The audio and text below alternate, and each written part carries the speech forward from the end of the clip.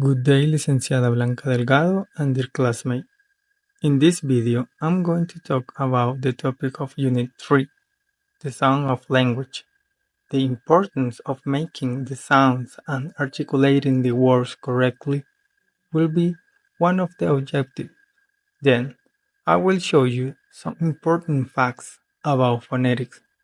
So, without further ado, let's get started. First of all, we already know that humans have the ability to use their vocal tract, muscles, and mouth to produce sounds to communicate with others. So, in that case, let's talk about phonetics and why they are important. The general study of the characteristic of speech sound is called phonetics.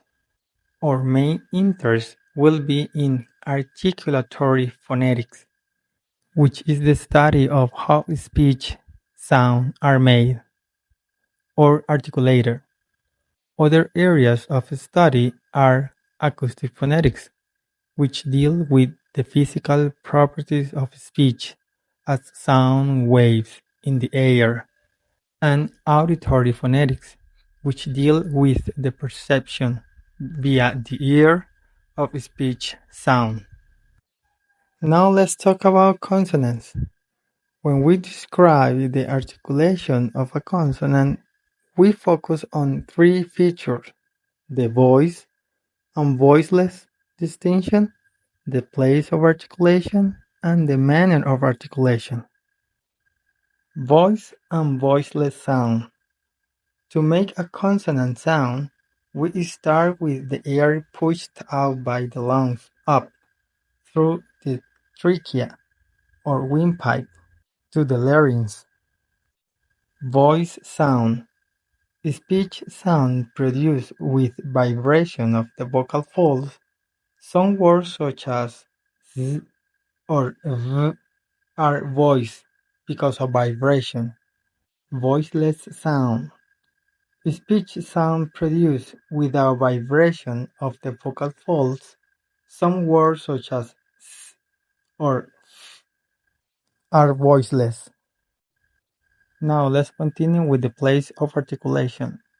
In the next picture, you will see some places that are involved when producing the sound. The place of articulation refers to the articulators that are involved in the production of the consonant. Are a place of articulation: bilabial, labiodental, dental, alveolar, postalveolar, palatal, glottal, and velar. Also, we have familiar symbols and unfamiliar symbols in this section. So let's see the familiar symbols first. Bilabial, labiodental, and alveolar are familiar symbols. So let's see the unfamiliar symbol. Dental, interdental, palatal. Something that is very important and we need to have in mind is that the glottis is the space between the vocal folds in the larynx when the glottis is open, as in the production of other voiceless sound. Now let's move on to the manner of articulation. It's the way we make sound with other speech organs. It's like playing an instrument, but in this case we use our lips, tongue, teeth, and vocal cords to produce different sounds. As you can see in the picture, there are 6 elements in the manner of articulations: plosives, fricatives, affricates, nasals, liquids, and glides. Each of one has its own uses, so it's very important to have in mind the symbol that they represent.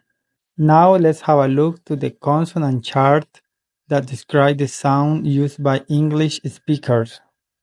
As you can see in the top of the picture is the place of articulation.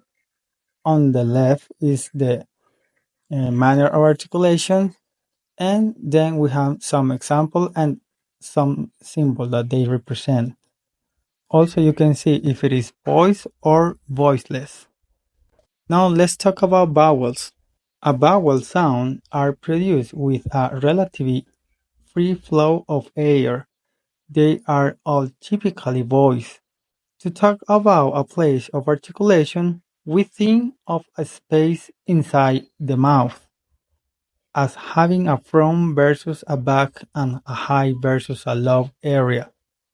The pronunciation of heat and heat, we talk about high front vowels because the sound is made with the front part of the tongue in a raised position. In the contrast of sound in hot can be described as a low back vowel. Now let's talk about diphthongs. Diphthongs is a sound combination that begins with a vowel and ends with another vowel or a glide. Example, boy. While the vowels E, A, and O are used as a single sound in another language by speakers of different varieties of English, they are more often used as the first sound of diphthongs in American English. Vowel sounds are notorious for varying between one variety of English and the next, often being a key element in what we recognize as a different accent. According to English speakers, the most common vowel used is the schwa, that is represented with this symbol, and this is useful when trying to transcribe words. So this is all that I have for you in this video. Hope you have learned some important facts about this topic of sound of language. Thank you for watching.